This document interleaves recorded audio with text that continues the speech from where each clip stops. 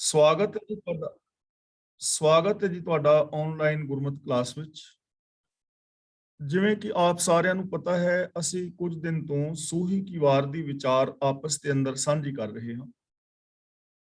ਕੱਲ ਤੱਕ ਅਸੀਂ 18 ਪੌੜੀਆਂ ਦੀ ਵਿਚਾਰ ਸਾਂਝੀ ਕਰ ਚੁੱਕੇ ਹਾਂ। ਅੱਜ ਅਸੀਂ 19 ਨੰਬਰ ਪੌੜੀ ਦੀ ਵਿਚਾਰ ਜੋ ਹੈ ਉਹ ਸਾਂਝੀ ਕਰਾਂਗੇ। ਇਸ ਪੌੜੀ ਦੇ ਨਾਲ ਜੋ ਪਹਿਲਾ ਸ਼ਲੋਕ ਹੈ ਉਹ ਸਾਹਿਬ ਸ੍ਰੀ ਗੁਰੂ ਨਾਨਕ ਪਾਤਸ਼ਾਹ ਜੀ ਦਾ ਉਚਾਰਨ ਕੀਤਾ ਹੋਇਆ ਹੈ ਔਰ ਆਦਿ ਸ੍ਰੀ ਗੁਰੂ ਗ੍ਰੰਥ ਸਾਹਿਬ ਜੀ ਦੇ ਪਾਵਨ ਅੰਗ 791 ਤੇ ਅੰਕਿਤ ਹੈ। ਸ਼ਲੋਕ ਮਹਿਲਾ ਪਹਿਲਾ। ਪਹਿਲ ਬਸੰਤੈ ਆਗਮਨ, ਪਹਿਲਾ ਮੌਲਿਓ ਸੋਏ, ਜਿਤ ਮੌਲਿਐ ਸਭ ਮੌਲੀਐ, ਤਿਸੈ ਨਾ ਮੌਲਿਓ ਕੋਈ।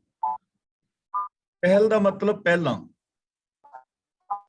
ਪਹਿਲ ਦਾ ਮਤਲਬ ਪਹਿਲਾਂ, ਮੌਲਿਆ ਦਾ ਮਤਲਬ ਜੋ ਖਿੜਿਆ ਹੋਇਆ ਸੀ। ਪਹਿਲ ਬਸੰਤੈ, ਬਸੰਤੈ ਦਾ ਮਤਲਬ ਬਸੰਤ ਬਹਾਰ ਤੋਂ ਪਹਿਲਾਂ, ਬਸੰਤ ਦੇ ਆਉਣ ਤੋਂ ਪਹਿਲਾਂ। ਮੌਲਿਓ ਦਾ ਮਤਲਬ ਜਿਹੜਾ ਖਿੜਿਆ ਹੋਇਆ ਸੀ। ਜੋ ਪ੍ਰਭੂ ਬਸੰਤ ਰੁੱਤ ਆਉਣ ਤੋਂ ਪਹਿਲਾਂ ਦਾ ਹੈ ਉਹ ਸਭ ਤੋਂ ਪਹਿਲਾਂ ਖਿੜਿਆ ਹੋਇਆ ਹੈ। ਯਾਨੀ ਬਸੰਤ ਰੁੱਤ ਆਉਂਦੀ ਹੈ, ਬਸੰਤ ਰੁੱਤ ਵਿੱਚ ਖੇੜਾ ਆਉਂਦਾ ਹੈ। ਪਹਿਲਾਂ ਬਸੰਤ ਰੁੱਤ ਆਉਂਦੀ ਹੈ, ਫਿਰ ਖੇੜਾ ਆਉਂਦਾ ਹੈ, ਵਨਸਪਤੀ ਉੱਤੇ ਫੁੱਲ ਆਦਿਕ ਲੱਗਦੇ ਨੇ, ਪੱਤੀਆਂ ਆਉਂਦੀਆਂ ਨੇ, ਨਵੇਂ ਫਲ ਆਉਂਦੇ ਨੇ। ਪਰ ਗੁਰੂ ਸਾਹਿਬ ਜੀ ਕਹਿੰਦੇ ਨੇ ਉਹ ਬਸੰਤ ਰੁੱਤ ਤੋਂ ਪਹਿਲਾਂ ਦਾ ਹੀ ਖਿੜਿਆ ਹੋਇਆ ਹੈ। ਉਹਦੇ ਕਰਕੇ ਹੀ ਸਾਰਾ ਖੇੜਾ ਹੈ। ਜਿਤ ਮੌਲਿਐ ਸਭ ਮੌਲੀਐ, ਤਿਸੈ ਨਾ ਮੌਲਿਓ ਕੋਈ। ਜਿਤ ਮੌਲਿਐ ਦਾ ਮਤਲਬ ਜਿਸ ਤੇ ਖਿੜਨ ਨਾਲ, ਉਸ ਤੇ ਖਿੜਨ ਨਾਲ ਸਾਰੀ ਸ੍ਰਿਸ਼ਟੀ ਖਿੜਦੀ ਹੈ। ਪਰ ਕੋਈ ਐਸਾ ਨਹੀਂ ਜਿਹੜਾ ਰੱਬ ਨੂੰ ਖਿੜਾਉਂਦਾ ਹੋਵੇ। ਉਹਦੇ ਕਰਕੇ ਸਾਰਾ ਖੇੜਾ ਹੈ। ਰੱਬ ਨੂੰ ਖਿਡਾਉਣ ਵਾਲਾ, ਰੱਬ ਨੂੰ ਖੁਸ਼ ਕਰਨ ਵਾਲਾ, ਪੈਦਾ ਕਰਨ ਵਾਲਾ ਕੋਈ ਨਹੀਂ ਹੈ। ਉਹ ਆਪਣੇ ਆਪ ਤੋਂ ਆਪ ਹੈ ਔਰ ਹਮੇਸ਼ਾ ਵਿਕਸਿਤ ਹੈ। ਪਰ ਕੋਈ ਐਸਾ ਨਹੀਂ। ਪਹਿਲਾ ਦੂਜਾ। ਪਹਿਲ ਬਸੰਤੈ ਆਗਮਨ, ਇਸਕਾ ਕਰੋ ਵਿਚਾਰ। ਪਹਿਲ ਬਸੰਤੈ ਦਾ ਮਤਲਬ ਬਸੰਤ ਰੁੱਤ ਆਉਣ ਤੋਂ ਪਹਿਲਾਂ, ਜਿਸ ਦਾ ਆਉਣਾ ਬਸੰਤ ਦੇ ਆਵਣ ਤੋਂ ਪਹਿਲਾਂ ਦਾ ਹੈ, ਉਸ ਦੀ ਵਿਚਾਰ ਕਰੋ। ਯਾਨੀ ਉਸ ਪ੍ਰਭੂ ਦੇ ਗੁਣਾਂ ਦੀ ਵਿਚਾਰ ਕਰੋ, ਉਸ ਪ੍ਰਭੂ ਦੇ ਗੁਣਾਂ ਦੇ ਨੂੰ ਆਪਣੇ ਜੀਵਨ ਵਿੱਚ ਧਾਰਨ ਕਰੋ, ਇੰਪਲੀਮੈਂਟ ਕਰੋ, ਜੋ ਬਸੰਤ ਰੁੱਤ ਦੇ ਆਉਣ ਤੋਂ ਪਹਿਲਾਂ ਦਾ ਹੈ। ਮਤਲਬ ਕਿ ਜਿਸ ਦੀ ਬਰਕਤ ਦੇ ਨਾਲ ਜਗਤ ਮੌਲਦਾ ਹੈ, ਜਿਸ ਦੇ ਕਰਕੇ ਸੰਸਾਰ ਹੋਂਦ ਵਿੱਚ ਆਉਂਦਾ ਹੈ, ਉਹਦੇ ਗੁਣਾਂ ਦੀ ਵਿਚਾਰ ਕਰੋ, ਉਹਦੇ ਗੁਣਾਂ ਨੂੰ ਗਾਓ, ਉਹਦੇ ਗੁਣਾਂ ਨੂੰ ਆਪਣੇ ਹਿਰਦੇ ਦੇ ਅੰਦਰ ਵਸਾਓ। ਨਾਨਕ ਸੋ ਸਾਲਾਹੀ ਹੈ ਜੇ ਸਭ ਸੈ ਦੇ ਆਧਾਰ। ਆਧਾਰ ਦਾ ਮਤਲਬ ਆਸਰਾ। ਹੈ ਨਾਨਕ, ਉਸ ਪ੍ਰਭੂ ਦੀ ਸਿਫਤ ਸਲਾਹ ਕਰਨੀ ਚਾਹੀਦੀ ਹੈ, ਉਸ ਰੱਬੀ ਗੁਣਾਂ ਦਾ ਸਹਾਰਾ ਲੈਣਾ ਚਾਹੀਦਾ ਹੈ, ਜੋ ਸਾਰਿਆਂ ਦਾ ਆਸਰਾ ਹੈ, ਜੋ ਸਭ ਨੂੰ ਜੀਵਨ ਦੇ ਰਿਹਾ ਹੈ, ਜੋ ਪੂਰੇ ਸੰਸਾਰ ਦਾ ਆਧਾਰ ਹੈ, ਪੂਰੇ ਜੀਵਾਂ ਨੂੰ ਜੀਵਨ ਦੇਣ ਦਾ ਆਧਾਰ ਹੈ। ਉਹਦੀ ਸਿਫਤ ਸਲਾਹ ਕਰਨੀ ਚਾਹੀਦੀ ਹੈ, ਉਸ ਦੇ ਗੁਣਾਂ ਨੂੰ ਆਪਣੀ ਜ਼ਿੰਦਗੀ ਦਾ ਆਧਾਰ ਬਣਾਉਣਾ ਚਾਹੀਦਾ ਹੈ, ਉਹਦੇ ਗੁਣਾਂ ਨੂੰ ਆਪਣੇ ਜੀਵਨ ਦੇ ਵਿੱਚ ਧਾਰਨ ਕਰਨਾ ਚਾਹੀਦਾ ਹੈ। ਮਹਿਲਾ ਦੂਜਾ।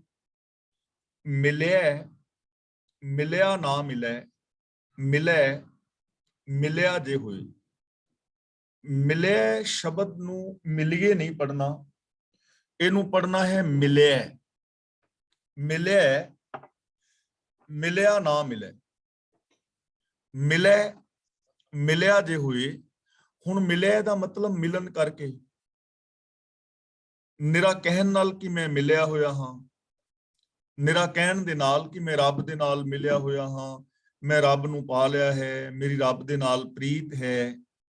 ਨਿਰਾ ਇਹ ਕਹਿਣ ਦੇ ਨਾਲ ਮੇਲ ਨਹੀਂ ਹੁੰਦਾ, ਨਿਰਾ ਗੱਲਾਂ ਦੇ ਨਾਲ ਮੇਲ ਨਹੀਂ ਹੁੰਦਾ। ਜਿਵੇਂ ਅਸੀਂ ਪਾਵਨ ਬਾਣੀ ਚ ਪੜ੍ਹਦੇ ਹਾਂ ਨਾ, ਚਤੁਰਾਈ ਕਿਨੇ ਨਾ ਪਾਇਆ, ਜਾਂ ਗੱਲੀ ਜੋਗ ਨਾ ਹੋਈ, ਜਾਂ ਆਚਾਰੀ ਗੱਲੀ ਅਸੀਂ ਚੰਗੀਆਂ, ਆਚਾਰੀ ਬੁਰੀਆਂ। ਯਾਨੀ ਗੱਲਾਂ ਦੇ ਨਾਲ ਨਿਰਾ ਮੇਲ ਨਹੀਂ ਹੁੰਦਾ, ਨਿਰਾ ਕਹਿਣ ਨਾਲ ਮੇਲ ਨਹੀਂ ਹੁੰਦਾ ਕਿ ਮੈਂ ਮਿਲਿਆ ਹੋਇਆ ਹਾਂ, ਮੈਂ ਪਾ ਲਿਆ ਹੈ, ਮੈਂ ਰੱਬ ਦੇ ਨਾਲ ਪਿਆਰ ਕਰਦਾ। ਮੈਂ ਧਰਮੀ ਹਾਂ, ਇਹ ਗੱਲਾਂ ਤਾਂ ਸਾਰੇ ਕਰ ਰਹੇ ਨੇ, ਪਰ ਗੁਰੂ ਜੀ ਕਹਿੰਦੇ ਨੇ ਉਤੋਂ ਉਤੋਂ ਕਹਿਣ ਦੇ ਨਾਲ ਮੈਂ ਮਿਲਿਆ ਹੋਇਆ ਹਾਂ, ਮੇਲ ਨਹੀਂ ਹੁੰਦਾ। ਮਿਲਿਆ ਜੇ ਹੋਏ ਜੇ ਸੱਚਮੁੱਚ ਮਿਲਿਆ ਹੋਏ, ਉਹਨੂੰ ਮਿਲਿਆ ਹੋਇਆ ਕਹਿ ਸਕਦੇ ਹਾਂ ਜੋ ਸੱਚਮੁੱਚ ਵਾਸਤਵ ਦੇ ਅੰਦਰ ਹੀ ਮਿਲਿਆ ਹੋਇਆ ਹੈ। ਅਗਲੀ ਪੰਕਤੀ ਦੇ ਅੰਦਰ ਹੋਰ ਸਪਸ਼ਟ ਕਰਕੇ ਸਮਝਾਉਂਦੇ ਹਨ, ਅੰਤਰ ਆਤਮੈ ਜੋ ਮਿਲਿਆ ਕਹੀਐ ਸੋਏ। ਅੰਤਰ ਆਤਮੇ ਦਾ ਮਤਲਬ ਦਿਲੋਂ, ਜਿਹੜਾ ਦਿਲੋਂ ਮਿਲਿਆ ਹੋਇਆ ਹੈ, ਜਿਨੇ ਆਪਣੀ ਸੋਚ ਨੂੰ ਰੱਬੀ ਸੋਚ ਵਿੱਚ ਮਿਲਾ ਦਿੱਤਾ ਹੈ, ਉਹਨੂੰ ਮਿਲਿਆ ਹੋਇਆ ਕਹਿਣਾ ਚਾਹੀਦਾ ਹੈ, ਉਹਨੂੰ ਮਿਲਿਆ ਹੋਇਆ ਕਹਿ ਸਕਦੇ ਹਾਂ। ਯਾਨੀ ਗੱਲਾਂ ਦੇ ਨਾਲ ਮਿਲਾਪ ਨਹੀਂ ਹੁੰਦਾ, ਗੱਲਾਂ ਦੇ ਨਾਲ ਪ੍ਰੀਤ ਨਹੀਂ ਬਣਦੀ, ਗੱਲਾਂ ਦੇ ਨਾਲ ਰੱਬ ਵਿੱਚ ਮਿਲਿਆ ਨਹੀਂ ਜਾਂਦਾ। ਅਸਲੀ ਮਿਲਿਆ ਉਹ ਹੁੰਦਾ ਹੈ ਜੋ ਦਿਲੋਂ ਮਿਲਿਆ ਹੋਇਆ ਹੈ, ਜਿਨੇ ਆਤਮ ਸਮਰਪਣ ਕਰ ਦਿੱਤਾ ਹੈ, ਜੋ ਮਨ ਬਚਨ ਕਰਮ ਕਰਕੇ ਰੱਬੀ ਗੁਣਾਂ ਦਾ ਧਾਰਨੀ ਹੈ, ਜਾਂ ਜਿਨੇ ਆਪਣੀ ਸੋਚ ਨੂੰ ਰੱਬੀ ਸੋਚ ਦੇ ਅੰਦਰ ਮਿਲਾ ਦਿੱਤਾ ਹੈ, ਉਹਨੂੰ ਅਸੀਂ ਮਿਲਿਆ ਹੋਇਆ ਕਹਿ ਸਕਦੇ ਹਾਂ। ਤੇ ਜੋ ਰੱਬ ਦੇ ਨਾਲ ਮਿਲ ਗਿਆ ਉਹ ਰੱਬ ਹੋ ਜਾਂਦਾ ਹੈ। ਇੱਕ ਬੂੰਦ ਸਮੁੰਦਰ ਤੋਂ ਬਾਹਰ ਹੈ ਤੇ ਉਹ ਕਹਿ ਰਹੀ ਹੈ ਮੈਂ ਸਮੁੰਦਰ ਦੇ ਨਾਲ ਮਿਲੀ ਹੋਈ ਹਾਂ, ਸਮੁੰਦਰ ਨਾਲ ਮਿਲੀ ਹੋਈ ਹਾਂ, ਤਾਂ ਉਹ ਮਿਲੀ ਹੋਈ ਨਹੀਂ ਹੈ, ਗੱਲਾਂ ਕਹਿਣ ਦੇ ਨਾਲ ਮਿਲੀ ਹੋਈ ਨਹੀਂ ਹੈ। ਮਿਲੀ ਹੋਈ ਉਦੋਂ ਹੋਏਗੀ ਜਦੋਂ ਸਮੁੰਦਰ ਵਿੱਚ ਗਿਰ ਜਾਏਗੀ, ਤੇ ਉਦੋਂ ਫਿਰ ਉਹਨੇ ਕੁਝ ਕਹਿਣ ਲਈ ਬਾਕੀ ਬਚਣਾ ਨਹੀਂ, ਫਿਰ ਉਹਨੇ ਸਮੁੰਦਰ ਹੋ ਜਾਣਾ, ਉਹਨੂੰ ਅਸੀਂ ਮਿਲਿਆ ਹੋਇਆ ਕਹਿ ਸਕਦੇ ਹਾਂ। ਇਸੇ ਤਰ੍ਹਾਂ ਜਦੋਂ ਤੱਕ ਸਾਡੀ ਸੋਚ ਦੇ ਅੰਦਰ, ਬਿਹੇਵੀਅਰ ਦੇ ਅੰਦਰ, ਬਚਨਾਂ ਦੇ ਅੰਦਰ ਰੱਬੀ ਗੁਣ ਨਹੀਂ ਔਰ ਅਸੀਂ ਮਿਲਿਆ ਹੋਇਆ ਕਹਿ ਰਹੇ ਹਾਂ, ਤਾਂ ਉਹ ਸਾਡਾ ਇੱਕ ਭੁਲੇਖਾ ਹੋ ਸਕਦਾ ਹੈ। ਅਸਲੀ ਮਿਲਿਆ ਉਹਨੂੰ ਕਹਿੰਦੇ ਨੇ ਜੋ ਦਿਲੋਂ ਮਿਲਿਆ ਹੋਇਆ ਹੈ, ਜਿਨੇ ਆਪਣੀ ਸੋਚ ਨੂੰ ਰੱਬੀ ਗੁਣਾਂ ਵਿੱਚ ਮਿਲਾ ਦਿੱਤਾ ਹੈ, ਜੋ ਰੱਬੀ ਰਜ਼ਾ ਦੇ ਅੰਦਰ ਮਨ ਬਚਨ ਔਰ ਕਰਮ ਕਰਕੇ ਜੀਵਨ ਜੀ ਰਿਹਾ ਹੈ। ਇਸੇ ਚੀਜ਼ ਨੂੰ ਦੁਨੀਆ ਦੇ ਅੰਦਰ ਵੀ ਅਸੀਂ ਲੈ ਸਕਦੇ ਹਾਂ ਕਿ ਜਿਹੜਾ ਸਾਡਾ ਆਪਸੀ ਮੇਲ ਮਿਲਾਪ ਹੈ, ਇਹ ਵੀ ਗੱਲਾਂ ਬਾਤਾਂ ਦਾ ਨਹੀਂ ਹੋਣਾ ਚਾਹੀਦਾ, ਇਹ ਮੇਲ ਮਿਲਾਪ ਵੀ ਦਿਲਾਂ ਦਾ ਹੋਣਾ ਚਾਹੀਦਾ। ਅੰਦਰੋਂ ਮਿਲਿਆ ਹੋਇਆ ਬੰਦਾ, ਇੱਕ ਦੂਜੇ ਵਾਸਤੇ ਆਤਮ ਸਮਰਪਣ ਜਿਨੇ ਕੀਤਾ ਹੈ, ਉਹਨੂੰ ਹੀ ਅਸੀਂ ਮਿਲਿਆ ਹੋਇਆ ਕਹਿ ਸਕਦੇ ਹਾਂ। ਜਿਵੇਂ ਅਸੀਂ ਪ੍ਰੇਮ ਪਿਆਰ ਵਾਲੀ ਗੱਲ ਕੀਤੀ ਸੀ ਨਾ, ਕਿ ਪ੍ਰੇਮ ਦੀ ਡੈਫੀਨੇਸ਼ਨ ਹੀ ਇਹ ਹੈ ਕਿ ਸ਼ੁਭ ਔਰ ਨਿਸਵਾਰਥ ਭਾਵਨਾਵਾਂ ਦੇ ਨਾਲ ਕਿਸੇ ਅੱਗੇ ਆਤਮ ਸਮਰਪਣ ਕਰ ਦੇਣ ਦਾ ਨਾਮ ਪ੍ਰੇਮ ਹੈ। ਪ੍ਰੇਮ ਸ਼ੁਰੂ ਹੀ ਉੱਥੋਂ ਹੁੰਦਾ ਹੈ ਜਿੱਥੋਂ ਈਗੋ ਖਤਮ ਹੋ ਜਾਂਦੀ ਹੈ। ਪ੍ਰੇਮ ਦੋ ਸ਼ਬਦਾਂ ਤੋਂ ਬਣਿਆ ਹੈ, ਪਰੇ ਪਲਸ ਮਾਂ ਦਾ ਮਤਲਬ ਮੈਂ, ਪਰੇ ਦਾ ਮਤਲਬ ਦੂਰ। ਜਿੱਥੋਂ ਮੈਂ ਦੂਰ ਹੋ ਜਾਏ, ਈਗੋ ਖਤਮ ਹੋ ਜਾਏ, ਉੱਥੋਂ ਪ੍ਰੇਮ ਦੀ ਦੁਨੀਆ ਸ਼ੁਰੂ ਹੁੰਦੀ। ਔਰ ਜੋ ਮਿਲੇ ਹੋਏ ਨੇ ਜਿਨ੍ਹਾਂ ਦੇ ਅੰਦਰ ਪ੍ਰੇਮ ਹੈ, ਉੱਥੇ ਕੋਈ ਲੱਭ ਲੋਭ ਲਾਲਚ ਨਹੀਂ ਹੈ। ਤੇ ਜਿੱਥੇ ਪ੍ਰੇਮ ਹੈ, ਜੋ ਮਿਲਿਆ ਹੋਇਆ ਹੈ, ਉੱਥੇ ਪੂਰਨ ਤੌਰ ਤੇ ਤਿਆਗ ਹੈ ਔਰ ਉੱਥੇ ਪਾਰਦਰਸ਼ੀ ਮਿਲਵਰਤਨ ਹੈ। ਉਹਨੂੰ ਅਸੀਂ ਕਹਿੰਦੇ ਆ ਕਿ ਇਹ ਮਿਲਿਆ ਹੋਇਆ ਹੈ।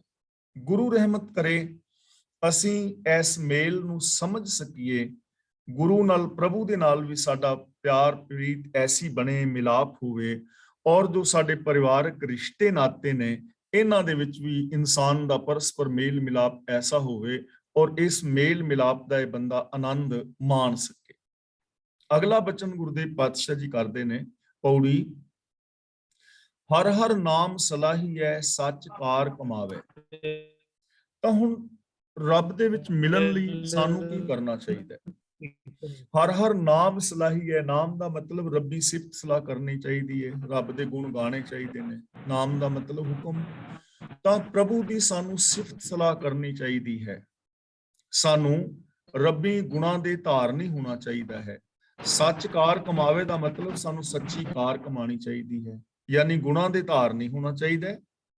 ਔਰ ਸੱਚ ਨੂੰ ਆਧਾਰ ਬਣਾ ਕੇ ਸਾਨੂੰ ਆਪਣੇ ਮਨੁੱਖੀ ਫਰਜ਼ਾਂ ਨੂੰ ਪੂਰੇ ਕਰਨ ਦਾ ਯਤਨ ਕਰਨਾ ਚਾਹੀਦਾ ਹੈ, ਸੱਚੀ ਕਾਰ ਕਰਨੀ ਚਾਹੀਦੀ। ਆਪਣੇ ਕੰਮਾਂ ਦਾ ਜੋ ਕਰਮ ਨੇ, ਸਾਡੇ ਜੋ ਫਰਜ਼ ਨੇ, ਉਹਨਾਂ ਨੂੰ ਪੂਰੀਆਂ ਕਰਨ ਲਈ ਸੱਚ ਨੂੰ ਬੇਸ ਬਣਾਉਣਾ ਚਾਹੀਦਾ ਹੈ, ਸੱਚ ਨੂੰ ਆਧਾਰ ਬਣਾ ਕੇ ਜ਼ਿੰਦਗੀ ਜੀਣੀ ਚਾਹੀਦੀ ਹੈ। ਦੂਜੀ ਕਾਰੈ ਲੱਗਿਆਂ ਫਿਰ ਜੋਨੀ ਪਾਵੇ। ਜੋਨੀ ਦਾ ਮਤਲਬ ਪਸ਼ੂ ਬਿਰਤੀਆਂ। ਦੂਜੀ ਕਾਰੈ ਦਾ ਮਤਲਬ ਗੁਣਾਂ ਨੂੰ ਛੱਡ ਕੇ ਜਿਹੜੀ ਹੋਰ ਕਾਰ ਹੈ ਔਗਣਾਂ ਵਾਲੀ, ਕਾਮ ਕ੍ਰੋਧ ਲੋਭ ਮੋਹ ਆਦਿਕ ਹੈ, ਵਿਸ਼ੇ ਵਿਕਾਰ ਨੇ, ਜਾਂ ਆ ਬਨਾਵਟੀ ਵਿਖਾਵੇ ਦੇ ਧਰਮ ਕਰਮ ਨੇ। ਇੱਕ ਸੱਚ ਨੂੰ ਛੱਡ ਕੇ ਦੂਜੀ ਜਿਹੜੀ ਕਾਰ ਹੈ ਝੂਠ ਫਰੇਬ ਵਾਲੀ, ਉਹਦੇ ਵਿੱਚ ਲੱਗਿਆ ਬੰਦਾ ਪਸ਼ੂ ਬਿਰਤੀਆਂ ਵਿੱਚ ਪੈ ਜਾਂਦਾ। ਇਹਦੇ ਅੰਦਰ हैवानियत और शैतानियत पैदा हो जाती है, ਇਹਦੇ ਅੰਦਰੋਂ ਇਨਸਾਨੀਅਤ ਮੁੱਕ ਜਾਂਦੀ ਹੈ ਔਰ ਇਹ ਪਸ਼ੂ ਬਿਰਤੀਆਂ ਦੇ ਵਿੱਚ ਪੈ ਜਾਂਦਾ ਹੈ। ਨਾਮ ਰਤਿਆਂ ਨਾਮ ਪਾਈਐ ਨਾਮੇ ਗੁਣ ਗਾਵੇ। ਨਾਮ ਰਤਿਆਂ ਦਾ ਮਤਲਬ ਰੱਬੀ ਹੁਕਮ ਦੇ ਵਿੱਚ ਰੰਗਿਆ ਆਪਣੇ ਆਪ ਨੂੰ, ਰੱਬੀ ਗੁਣਾਂ ਦੇ ਵਿੱਚ ਜੇ ਆਪਣੇ ਆਪ ਨੂੰ ਰੰਗੀਏ, ਨਾਮ ਪਾਈਏ ਤਾਂ ਨਾਮ ਦਾ ਮਤਲਬ ਰੱਬੀ ਗੁਣ ਪਾ ਲਈਦੇ ਨੇ।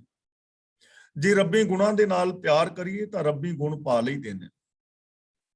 ਜੇ ਅਸੀਂ ਸਤ ਸੰਤੋਖ ਦਇਆ ਧਰਮ ਧੀਰਜ ਨਾਲ ਪਿਆਰ ਕਰਦੇ ਹਾਂ ਔਰ ਇਹਨਾਂ ਗੁਣਾਂ ਦੇ ਧਾਰਨੀ ਹੁੰਦੇ ਆ ਤੇ ਅਸੀਂ ਇਹਨਾਂ ਗੁਣਾਂ ਨੂੰ ਪਾ ਲਵਾਂਗੇ, ਇਹਨਾਂ ਗੁਣਾਂ ਦੇ ਵਿੱਚ ਸਾਡੀ ਸੁਰਤ ਸਮਾ ਜਾਏਗੀ। ਇਸ ਲਈ ਨਾਮੇ ਗੁਣ ਗਾਵੇ ਦਾ ਮਤਲਬ ਰੱਬ ਦੀ ਹੀ ਸਿਫਤ ਸਲਾਹ ਕਰਨੀ ਚਾਹੀਦੀ ਹੈ। ਗੁਣ ਕਹੇ ਗੁਣੀ ਸਮਾਵਣਿਆ, ਜੋ ਗੁਣ ਗਾਉਂਦਾ ਹੈ ਉਹ ਗੁਣੀ ਪ੍ਰਭੂ ਦੇ ਅੰਦਰ ਹੀ ਸਮਾ ਜਾਂਦਾ ਹੈ।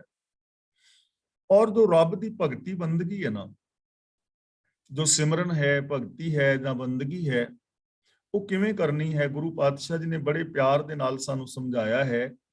ਗੁਣ ਕਹੋ ਹਰ ਲਹੋ ਕਰ ਸੇਵਾ ਸਤਿਗੁਰ ਇਵ ਹਰ ਹਰ ਨਾਮ ਤੇ ਆਈ। ਇਹ ਪੰਕਤੀ ਆਪ ਨੋਟ ਕਰਨੀ ਚਾਹੋ ਤਾਂ ਨੋਟ ਕਰ ਲਓ, ਜਿੰਨਾ ਵੀਰਾਂ ਭੈਣਾਂ ਕੋਲ ਕਾਪੀਆਂ ਹੈ ਨੇ। ਗੁਣ ਕਹੋ ਹਰ ਲਹੋ ਕਰ ਸੇਵਾ ਸਤਿਗੁਰ ਇਵ ਹਰ ਹਰ ਨਾਮ ਤੇ ਆਈ। ਹਰ ਹਰ ਨਾਮ ਧਿਆਈ ਦਾ ਮਤਲਬ ਇਹ ਢੰਗ ਹੈ ਪ੍ਰਭੂ ਦਾ ਨਾਮ ਸਿਮਰਨ ਦਾ, ਪ੍ਰਭੂ ਦੀ ਭਗਤੀ ਕਰਨ ਦਾ। ਕਿਹੜਾ? ਗੁਣ ਕਹੋ ਹਰ ਲਹੋ, ਯਾਨੀ ਗੁਣ ਗਾ, ਗੁਣਾਂ ਦਾ ਧਾਰਨੀ ਹੋ। ਹਰ ਲਹੋ ਦਾ ਮਤਲਬ ਰੱਬ ਨੂੰ ਪ੍ਰਾਪਤ ਕਰ ਲੈ। ਕਰ ਸੇਵਾ ਸਤਿਗੁਰ, ਗੁਰੂ ਦੇ ਦੱਸੇ ਰਾਹਾਂ ਤੇ ਤੁਰ। ਇਵ ਹਰ ਹਰ ਨਾਮ ਧਿਆਈ, ਇਹ ਹੈ ਨਾਮ ਜਪਣ ਦਾ ਢੰਗ ਤਰੀਕਾ, ਇਹ ਹੈ ਰੱਬ ਦੀ ਭਗਤੀ ਔਰ ਬੰਦਗੀ। ਯਾਨੀ ਗੁਰੂ ਦੇ ਦੱਸੇ ਰਾਹਾਂ ਤੇ ਚੱਲ ਕੇ, ਗੁਰੂ ਤੋਂ ਗਿਆਨ ਦੀ ਦਾਤ ਹਾਸਲ ਕਰਕੇ, ਰੱਬੀ ਗੁਣਾਂ ਦੇ ਧਾਰਨੀ ਹੋ ਕੇ ਰੱਬ ਨੂੰ ਪਾਇਆ ਜਾ ਸਕਦਾ ਹੈ, ਰੱਬ ਦੇ ਅੰਦਰ ਲੀਨ ਹੋਇਆ ਜਾ ਸਕਦਾ ਹੈ। ਇਸ ਲਈ ਭਗਤੀ ਕੀ ਹੋਈ? ਗੁਰੂ ਦੱਸੇ ਰਾਹਾਂ ਤੇ ਚੱਲਣਾ ਔਰ ਗੁਣਾਂ ਦੇ ਧਾਰਨੀ ਹੋਣਾ, ਗੁਣਾਂ ਨੂੰ ਇੰਪਲੀਮੈਂਟ ਕਰਨਾ, ਇਹੀ ਰੱਬ ਦੀ ਭਗਤੀ ਹੈ। ਜਿਹੜਾ ਵੀ ਗੁਰੂ ਦੇ ਦੱਸੇ ਰਾਹ ਤੇ ਚੱਲੇਗਾ, ਮੀਨਸ ਗੁਰੂ ਦੇ ਦਿੱਤੇ ਵੇ ਆਫ ਲਾਈਫ ਨੂੰ ਅਪਣਾਏਗਾ, ਗਿਆਨ ਗੁਰੂ ਦੀ ਅਗਵਾਈ ਵਿੱਚ ਚੱਲੇਗਾ, ਸੱਚ ਝੂਠ ਦੀ ਪਰਖ ਕਰਕੇ ਸੱਚ ਦਾ ਧਾਰਨੀ ਹੋਵੇਗਾ, ਉਹ ਰੱਬ ਨੂੰ ਪਾ ਲਵੇਗਾ। ਗੁਰ ਕੈ ਸ਼ਬਦ ਸਲਾਹੀ ਹੈ ਹਰ ਨਾਮ ਸਮਾਵੈ। ਗੁਰ ਕੈ ਸ਼ਬਦ ਦਾ ਮਤਲਬ ਗੁਰੂ ਦੇ ਸ਼ਬਦ ਦੀ ਰਾਹੀਂ, ਸਲਾਹੀਏ ਦਾ ਮਤਲਬ ਸਿਫਤ ਸਲਾਹ ਕਰਨੀ ਚਾਹੀਦੀ ਹੈ। ਹਰ ਨਾਮ ਸਮਾਵੇ ਦਾ ਮਤਲਬ ਹਰੀ ਨਾਮ ਦੇ ਅੰਦਰ ਹੀ ਉਹ ਬੰਦਾ ਸਮਾ ਜਾਂਦਾ ਹੈ। ਜਿਸਨੇ ਗੁਰੂ ਸ਼ਬਦ ਦੀ ਰਾਹੀਂ ਸਿਫਤ ਸਲਾਹ ਕੀਤੀ, ਯਾਨੀ ਗੁਰੂ ਗਿਆਨ ਦੇ ਧਾਰਨੀ ਹੋ ਕੇ ਰੱਬੀ ਗੁਣਾਂ ਦਾ ਜੋ ਧਾਰਨੀ ਹੋਇਆ, ਹਰ ਨਾਮ ਸਮਾਵੇ, ਉਹ ਰੱਬ ਦੇ ਨਾਮ ਦੇ ਵਿੱਚ ਹੀ ਲੀਨ ਹੋ ਗਿਆ, ਰੱਬ ਦੇ ਗੁਣਾਂ ਦੇ ਵਿੱਚ ਹੀ ਸਮਾ ਗਿਆ, ਰੱਬ ਦੇ ਵਿੱਚ ਹੀ ਸਮਾ ਗਿਆ, ਰੱਬ ਵਰਗਾ ਹੀ ਹੋ ਗਿਆ। ਗੁਰੂ ਦੇ ਸ਼ਬਦ ਰਾਹੀਂ, ਉਪਦੇਸ਼ ਰਾਹੀਂ ਜੋ ਰੱਬੀ ਗੁਣਾਂ ਨੂੰ ਗਾਉਂਦਾ ਹੈ, ਰੱਬ ਦੀ ਸਿਫਤ ਸਲਾਹ ਕਰਦਾ ਹੈ, ਮੀਨਸ ਗੁਣਾਂ ਦਾ ਧਾਰਨੀ ਹੁੰਦਾ ਹੈ, ਗੁਣਾਂ ਨੂੰ ਇੰਪਲੀਮੈਂਟ ਕਰਦਾ ਹੈ। ਹਰ ਨਾਮ ਸਮਾਵੇ, ਉਹ ਰੱਬੀ ਗੁਣਾਂ ਦੇ ਅੰਦਰ ਹੀ ਸਮਾ ਜਾਂਦਾ ਹੈ, ਉਹ ਰੱਬੀ ਹੁਕਮ ਦੇ ਅੰਦਰ ਹੀ ਸਮਾ ਜਾਂਦਾ ਹੈ, ਉਹ ਰੱਬ ਦੇ ਅੰਦਰ ਸਮਾ ਕੇ ਰੱਬ ਵਰਗਾ ਹੀ ਹੋ ਜਾਂਦਾ ਹੈ। ਸਤਿਗੁਰ ਸੇਵਾ ਸਫਲ ਹੈ, ਸੇਵਿਐ ਫਲ ਪਾਵੈ। ਇਹਨੂੰ ਸੇਵੀਏ ਨਹੀਂ ਪੜਨਾ, ਸੇਵਿਐ। ਸੇਵਿਆ ਦਾ ਮਤਲਬ ਸੇਵਾ ਕਰਨ ਦੇ ਨਾਲ। ਸਤਿਗੁਰ ਸੇਵਾ ਸਫਲ ਹੈ, ਸਤਿਗੁਰ ਸੇਵਾ ਦਾ ਮਤਲਬ ਗੁਰੂ ਦੇ ਹੁਕਮ ਵਿੱਚ ਤੁਰਨਾ। ਸਫਲ ਹੈ ਦਾ ਮਤਲਬ ਗੁਣਕਾਰੀ ਹੈ, ਲਾਭਕਾਰੀ ਹੈ, ਫਾਇਦੇਮੰਦ ਹੈ। ਗੁਰੂ ਦੇ ਹੁਕਮ ਵਿੱਚ ਤੁਰਨਾ ਬੜਾ ਗੁਣਕਾਰੀ ਹੈ। ਸੇਵੇ ਫਲ ਪਾਵੇ ਦਾ ਮਤਲਬ ਹੁਕਮ ਵਿੱਚ ਤੁਰਿਆ ਬੰਦਾ ਸੁੱਖਾਂ ਦੇ ਫਲ ਪਾ ਲੈਂਦਾ ਹੈ, ਆਪਣੇ ਗੋਲ ਦੇ ਉੱਤੇ ਪਹੁੰਚ ਜਾਂਦਾ ਹੈ, ਸਚਿਆਰ ਹੋ ਜਾਂਦਾ ਹੈ, ਰੱਬੀ ਗੁਣਾਂ ਨੂੰ ਪਾ ਲੈਂਦਾ ਹੈ, ਆਤਮਿਕ ਆਨੰਦ ਮਾਣ ਲੈਂਦਾ ਹੈ ਔਰ ਮੁਕਤੀ ਦਾ ਫਲ ਹਾਸਲ ਕਰ ਲੈਂਦਾ ਹੈ, ਵਿਕਾਰਾਂ ਤੋਂ ਮੁਕਤ ਹੋ ਜਾਂਦਾ ਹੈ। ਇਸ ਲਈ ਸਤਿਗੁਰ ਸੇਵਾ ਸਫਲ ਹੈ। ਸਤਿਗੁਰ ਸੇਵਾ ਦਾ ਮਤਲਬ ਗੁਰੂ ਦੇ ਹੁਕਮ ਵਿੱਚ ਤੁਰਨਾ। ਸਫਲ ਹੈ ਦਾ ਮਤਲਬ ਗੁਣਕਾਰੀ ਹੈ, ਲਾਭਦਾਇਕ ਹੈ। ਤਾਂ ਸਾਡੀ ਜ਼ਿੰਦਗੀ ਵਿੱਚ ਸਭ ਤੋਂ ਵੱਡਾ ਲਾਭਦਾਇਕ ਕੰਮ ਕਿਹੜਾ ਹੈ, ਜਿਹੜਾ ਅਸੀਂ ਖੱਟ ਸਕਦੇ ਹਾਂ ਲਾਹਾ? ਉਹ ਹੈ ਗੁਰੂ ਦੇ ਦੱਸੇ ਰਾਹਾਂ ਤੇ ਚੱਲਣਾ, ਗੁਰਬਾਣੀ ਅਨੁਸਾਰ ਜ਼ਿੰਦਗੀ ਜੀਣੀ। ਸੇਵੈ ਫਲ ਪਾਵੇ, ਜਿਹੜਾ ਵੀ ਗੁਰੂ ਦੇ ਹੁਕਮ ਵਿੱਚ ਤੁਰਦਾ ਹੈ ਉਹ ਫਲ ਪ੍ਰਾਪਤ ਕਰਦਾ ਹੈ, ਉਹਦਾ ਜੀਵਨ ਮੁਬਾਰਕ ਹੋ ਜਾਂਦਾ ਹੈ, ਉਹਨੂੰ ਸੁੱਖ ਮਿਲਦੇ ਨੇ, ਮੁਕਤੀ ਮਿਲਦੀ ਹੈ, ਉਹ ਆਨੰਦ ਮਾਣਦਾ ਹੈ। ਸ਼ਲੋਕ ਮਹਿਲਾ ਦੂਜਾ। ਕਿਸ ਹੀ ਕੋਈ ਕੋਏ ਮੰਝ ਨਿਮਾਣੀ ਇੱਕ ਤੂੰ। ਇਹਨੂੰ ਮੰਝ ਨਾ ਜੱਜਾ ਬੋਲਣਾ ਨਾ ਝੱਜਾ ਬੋਲਣਾ, ਨੰਨਾ ਬੋਲਣਾ ਹੈ। ਜਿਵੇਂ ਚੱਚਾ, ਛੱਛਾ, ਜੱਜਾ, ਝੱਜਾ, ਨੰਨਾ, ਇਹਨੂੰ ਬੋਲਣਾ ਹੈ ਮੰਨ। ਕਿਸ ਹੀ ਕੋਈ ਕੋਏ, ਮੰਨ ਨਿਮਾਣੀ ਇੱਕ ਤੂੰ। ਮੰਨ ਦਾ ਮਤਲਬ ਮੇਰਾ, ਕਿਸੇ ਦਾ ਮਤਲਬ ਕਿਸੇ ਦਾ, ਕੋਈ ਕੋਏ ਦਾ ਮਤਲਬ ਕੋਈ ਕੋਈ, ਹੋਰ ਹੋਰ। हे ਪ੍ਰਭੂ, ਕਿਸੇ ਦਾ ਕੋਈ ਆਸਰਾ ਹੈ, ਕਿਸੇ ਦਾ ਕੋਈ ਆਸਰਾ ਹੈ। ਯਾਨੀ ਕਿਸੇ ਨੇ ਕਿਸੇ ਸ਼ੈ ਨੂੰ ਆਸਰਾ ਬਣਾ ਲਿਆ, ਕਿਸੇ ਨੇ ਕਿਸੇ ਚੀਜ਼ ਦਾ ਆਸਰਾ ਲੈ ਲਿਆ, ਕਿਸੇ ਨੇ ਦੇਵੀਆਂ ਦੇਵਤਿਆਂ ਨੂੰ ਆਸਰਾ ਬਣਾ ਲਿਆ ਹੈ, ਕਿਸੇ ਨੇ ਪੀਰਾਂ ਕਬਰਾਂ ਨੂੰ, ਮੜੀਆਂ ਨੂੰ, ਬਾਬਿਆਂ ਨੂੰ, ਜੋਤਸ਼ੀਆਂ ਨੂੰ, ਜੰਤਰਾਂ ਮੰਤਰਾਂ ਨੂੰ, ਵਰਤਨ ਰਾਤੇ ਸਰਾਧਾਂ ਨੂੰ, ਕਰਮ ਕਾਂਡਾਂ ਨੂੰ ਆਸਰਾ ਬਣਾਇਆ ਹੋਇਆ ਹੈ। ਪਰ ਗੁਰੂ ਜੀ ਕਹਿੰਦੇ ਨੇ ਮਨ ਨਿਮਾਣੀ ਇੱਕ ਤੂੰ, ਮੈਂ ਨਿਮਾਣੀ ਦਾ ਇੱਕ ਤੂੰ ਹੀ ਆਸਰਾ ਹੈ। ਮੈਂ ਤੈਨੂੰ ਹੀ ਆਪਣੇ ਜੀਵਨ ਦਾ ਆਸਰਾ ਬਣਾਇਆ ਹੈ। ਤੂੰ ਹੀ ਮੇਰੇ ਜੀਵਨ ਦਾ ਆਧਾਰ ਹੈ। ਸਾਚ ਨਾਮ ਆਧਾਰ ਮੇਰਾ, ਜਿਨ ਭੁੱਖਾਂ ਸਭ ਗਵਾਈਆਂ।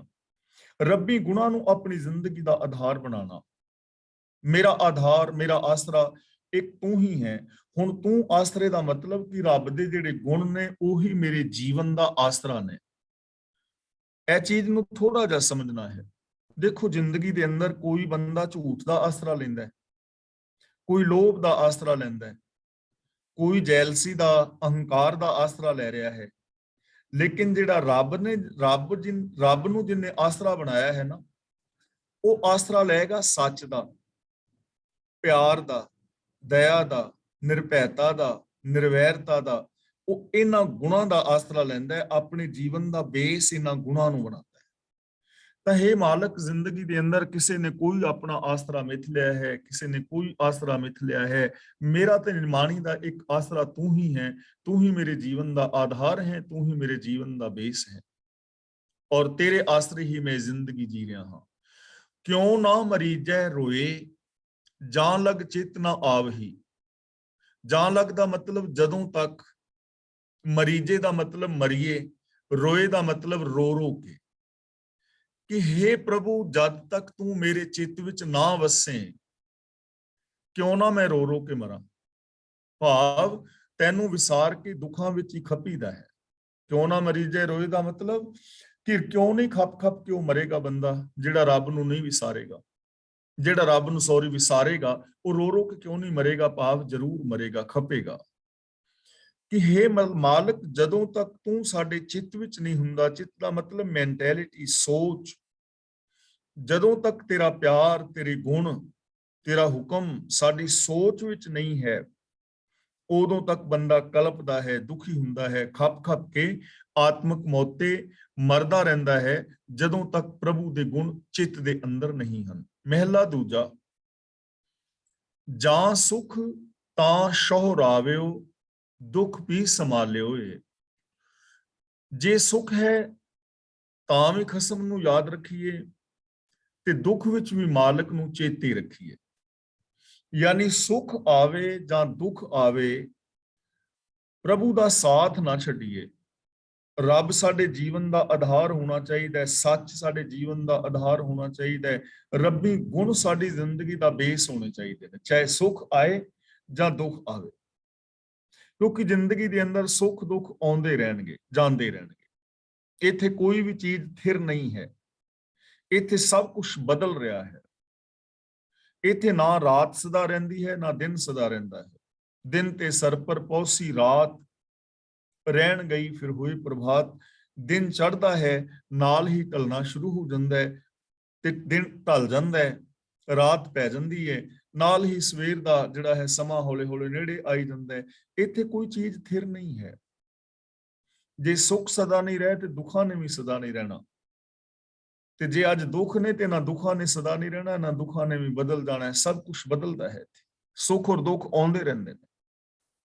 ਇਸ ਲਈ ਸੁੱਖਾਂ ਔਰ ਦੁੱਖਾਂ ਤੋਂ ਪ੍ਰਭਾਵਿਤ ਹੋ ਕੇ ਇਨਸਾਨੀਅਤ ਨਹੀਂ ਛੱਡਣੀ, ਗੁਣ ਨਹੀਂ ਛੱਡਣੇ, ਸੱਚ ਨਹੀਂ ਛੱਡਣਾ, ਗੁਰੂ ਦਾ ਲੜ ਨਹੀਂ ਛੱਡਣਾ, ਸਚਿਆਰਤਾ ਦੇ ਮਾਰਗ ਨੂੰ ਨਹੀਂ ਤਿਆਗਣਾ, ਰੱਬੀ ਹੁਕਮ ਤੋਂ ਦੂਰ ਨਹੀਂ ਜਾਣਾ। ਇਹ ਬੰਦੇ ਦਾ ਗੋਲ ਹੋਣਾ ਚਾਹੀਦਾ ਹੈ ਕਿ ਮੈਂ ਸਚਿਆਰਤਾ ਦੇ ਰਾਹ ਤੇ ਚੱਲਣਾ ਹੈ, ਸੁਖ ਆਣ ਦਾ ਦੁੱਖ ਆਣ। ਨਾਨਕ ਕਹੇ ਸਿਆਣੀਏ, ਇਉਂ ਕੰਤ ਮਿਲਾਵਾ ਹੋਏ। ਤਾਂ ਗੁਰੂ ਪਾਤਸ਼ਾਹ ਜੀ ਕਹਿੰਦੇ ਨੇ, ਹੇ ਸਿਆਣੀ ਜੀਵ ਇਸਤਰੀ, ਇਸ ਤਰ੍ਹਾਂ ਰੱਬ ਦੇ ਨਾਲ ਮੇਲ ਹੁੰਦਾ ਹੈ। ਦੇਖੋ ਰੱਬ ਦੇ ਨਾਲ ਮੇਲ ਕਿਵੇਂ ਹੁੰਦਾ ਹੈ। ਹੁਣ ਇਸ ਸ਼ਲੋਕ ਦੇ ਵਿੱਚ ਇਹ ਨਹੀਂ ਕਿਹਾ ਵੀ ਸਮਾਧੀਆਂ ਲਾਇਆ ਮੇਲ ਹੁੰਦਾ ਹੈ, ਜਾਂ ਵਰਤਨ ਰਾਤੇ ਰੱਖਿਆ, ਜਾਂ ਪਹਾੜਾਂ ਤੇ ਚੜਿਆ, ਜਾਂ ਤਿਆਗ ਕੀਤਿਆਂ, ਗ੍ਰਸਤ ਤਿਆਗਿਆਂ। ਇੱਥੇ ਸਾਨੂੰ ਸਮਝਾਇਆ ਜਾ ਰਿਹਾ ਹੈ ਕਿ ਸੁੱਖ ਆਵੇ ਦੁੱਖ ਆਵੇ, ਰੱਬੀ ਗੁਣਾਂ ਦਾ ਪੱਲਾ ਨਹੀਂ ਛੱਡਣਾ, ਸੱਚ ਦਾ ਪੱਲਾ ਨਹੀਂ ਛੱਡਣਾ। ਇਹ ਹੈ ਰੱਬ ਦੇ ਨਾਲ ਮਿਲਣ ਦਾ ਰਾਸਤਾ। ਐਵੇਂ ਰੱਬ ਦੇ ਨਾਲ ਮਿਲਿਆ ਜਾ ਸਕਦਾ ਹੈ। ਹੁਕਮ ਰਜ਼ਾਈ ਚੱਲਣਾ, ਨਾਨਕ ਲਿਖਿਆ ਨਾਲ, ਰੱਬੀ ਹੁਕਮ ਦੇ ਵਿੱਚ ਤੁਰਿਆ, ਸੁੱਖ ਦੁੱਖ ਦੇ ਅੰਦਰ ਰੱਬੀ ਹੁਕਮ ਦੇ ਵਿੱਚ ਰਿਆਂ, ਪ੍ਰਭੂ ਦਾ ਮਿਲਾਪ ਜਿਹੜਾ ਹੈ ਹੋ ਜਾਂਦਾ ਹੈ। ਪੌੜੀ, ਹੋਂ ਕਿਆ ਸਾਲਾਂ ਹੀ ਕਿਰਮ ਜੰਤ, ਵੱਡੀ ਤੇਰੀ ਵਡਿਆਈ। ਕਿਰਮ ਜੰਤ ਦਾ ਮਤਲਬ ਨਿੱਕਾ ਜਿਹਾ ਕੀੜਾ, ਨਾ ਚੀਜ਼ ਇਨਸਾਨ। ਗੁਰੂ ਜੀ ਕਹਿੰਦੇ ਨੇ, ਮੈਂ ਇੱਕ ਨਾ ਚੀਜ਼ ਹਾਂ, ਮੈਂ ਇੱਕ ਨਿੱਕੇ ਜਿਹੇ ਕੀੜੇ ਦੀ ਤਰ੍ਹਾਂ ਨਾ ਚੀਜ਼ ਹਾਂ। ਤੇਰੀ ਵਡਿਆਈ ਬਹੁਤ ਵੱਡੀ ਹੈ, ਮੈਂ ਤੇਰੇ ਕਿਹੜੇ ਕਿਹੜੇ ਗੁਣ ਬਿਆਨ ਕਰਾਂ। ਭਾਵ ਕਿ ਮੇਰੇ ਤੋਂ ਤੇਰੇ ਗੁਣਾਂ ਦਾ ਅੰਤ ਨਹੀਂ ਪਾਇਆ ਜਾ ਸਕਦਾ, ਮੈਂ ਤੇਰੇ ਗੁਣਾਂ ਦਾ ਅੰਤ ਨਹੀਂ ਪਾ ਸਕਦਾ, ਤੇਰੀ ਵਡਿਆਈ ਦਾ ਅੰਤ ਨਹੀਂ ਪਾ ਸਕਦਾ, ਤੇਰੀਆਂ ਦਾਤਾਂ ਦਾ ਅੰਤ ਨਹੀਂ ਪਾ ਸਕਦਾ, ਤੇਰੇ ਇਸ ਸੰਸਾਰ ਦਾ ਅੰਤ ਨਹੀਂ, ਤੇਰੀ ਤਾਕਤ ਦਾ ਅੰਤ ਨਹੀਂ। ਭਾਵ ਕਿ ਤੂੰ ਅਨੰਤ ਅਨੰਤ ਹੈ, ਤੇਰੀਆਂ ਵਡਿਆਈਆਂ ਅਨੰਤ ਨੇ, ਤੇਰੇ ਗੁਣ ਅਨੰਤ ਨੇ। ਮੈਂ ਇੱਕ ਨਾ ਚੀਜ਼ ਤੇਰੀ ਕੀ ਸਿਫਤ ਕਰ ਸਕਦਾ ਹਾਂ। ਤਾਂ ਇਥੋਂ ਸਾਨੂੰ ਜੀਣ ਵਾਸਤੇ ਜਿਹੜੀ ਚੀਜ਼ ਮਿਲ ਰਹੀ ਹੈ, ਬਹੁਤ ਗਜਬ ਦੀ ਚੀਜ਼, ਕਿ ਪ੍ਰਭੂ ਦੀਆਂ ਅਨੰਤ ਵਡਿਆਈਆਂ ਨੇ। ਤਾਂ ਇਹਦਾ ਮਤਲਬ ਸਾਡੇ ਅੰਦਰ ਅਨੰਤ ਸੰਭਾਵਨਾਵਾਂ ਨੇ। ਰੁਕਣ ਦੀ ਲੋੜ ਨਹੀਂ ਹੈ, ਚੱਲਦੇ ਜਾਣ ਦੀ ਲੋੜ ਹੈ। ਜਿਵੇਂ ਜਿਵੇਂ ਚੱਲਦੇ ਜਾਓਗੇ ਗੁਣਾਂ ਵਾਲੇ ਪਾਸੇ, ਉਹ ਗੁਣ ਹੋਰ ਵੱਧਦੇ ਚਲੇ ਜਾਣਗੇ। ਜਿੰਨਾ ਵੀ ਚਾਹੋ ਪਾ ਸਕਦੇ ਹੋ, ਸੁਖ ਆਨੰਦ ਆਦਿਕ ਪਾ ਸਕਦੇ ਹੋ। ਜਿੰਨਾ ਵੀ ਗੁਣਾਂ ਦਾ ਆਪਣਿਆਂ ਦਾ ਵਿਸਥਾਰ ਕਰਨਾ ਚਾਹੋ ਕਰ ਸਕਦੇ ਹੋ। ਕੋਈ ਅੰਤ ਨਹੀਂ ਹੈ, ਅਨੰਤ ਅਨੰਤ ਹੈ ਸਭ। ਤੂੰ ਅਗੰਮ ਦਇਆਲ ਅਗੰਮ ਹੈ, ਆਪ ਲਹਿ ਮਿਲਾਈ।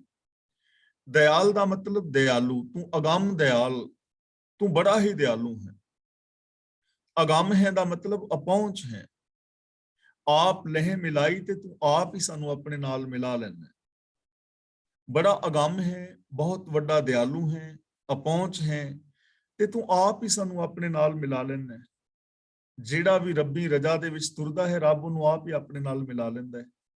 ਹੁਕਮ ਰਜਾਈ ਜੋ ਚੱਲੇ ਸੋ ਪਵੇ ਖਜ਼ਾਨੇ, ਤਨ ਮਨ ਧਨ ਸਭ ਸੌਂਪ ਗੁਰ ਕੋ, ਹੁਕਮ ਮੰਨੇ ਪਾਈਏ। ਜਾਂ ਹੁਕਮ ਮੰਨੇ ਹੋਵੇ ਪ੍ਰਵਾਨ, ਤਾਂ ਖਸਮੇ ਕਾ ਮਹਿਲ ਪਾਏ ਸੀ।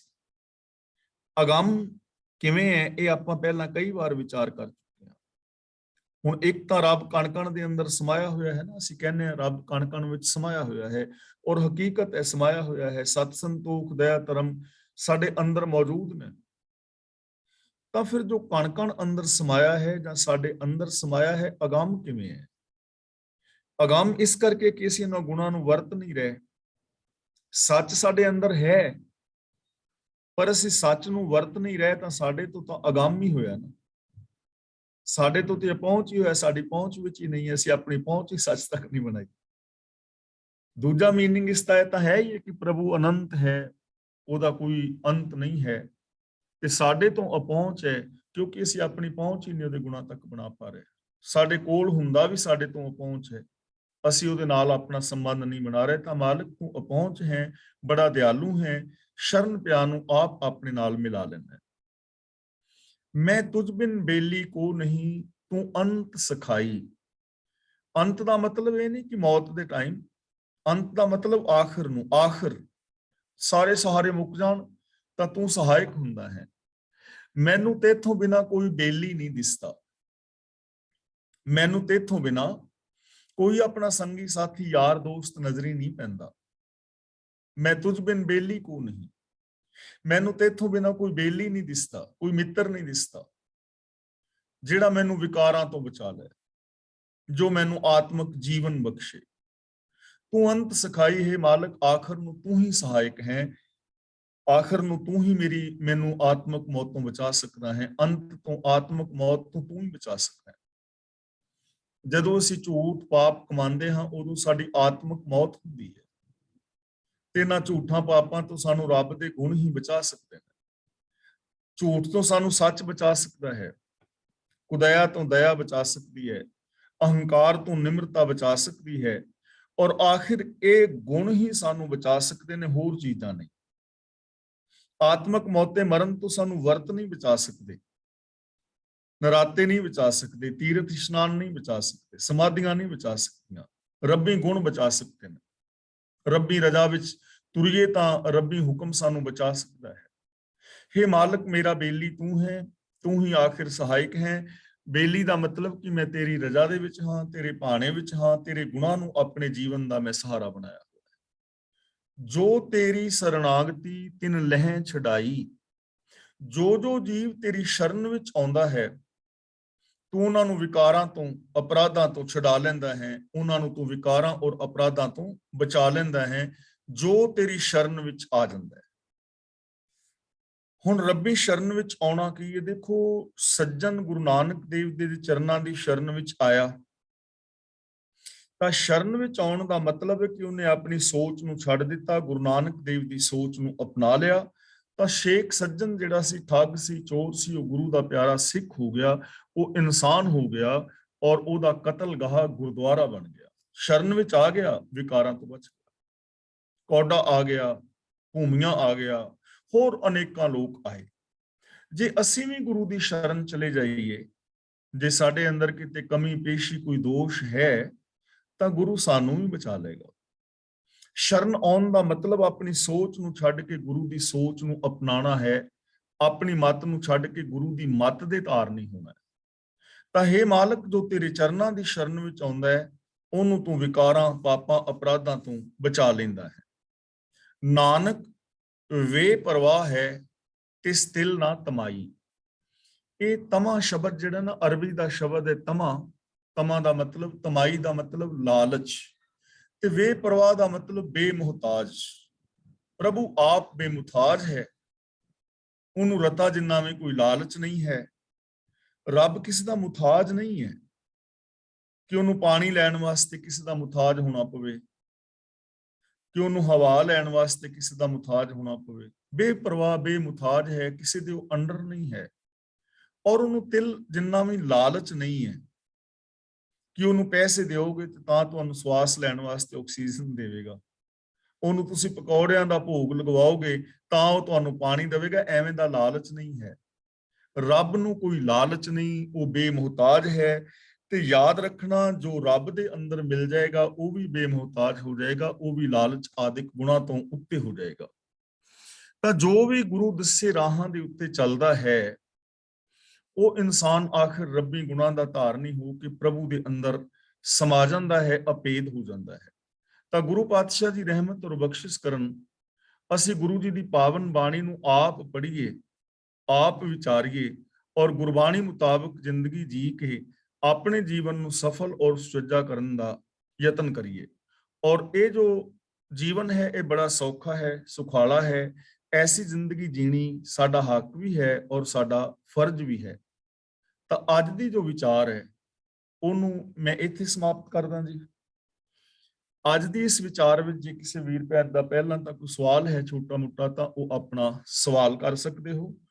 ਉਸ ਤੋਂ ਬਾਅਦ ਸਾਡੇ ਕੋਲ ਹਾਲੇ ਕਾਫੀ ਟਾਈਮ ਹੈ।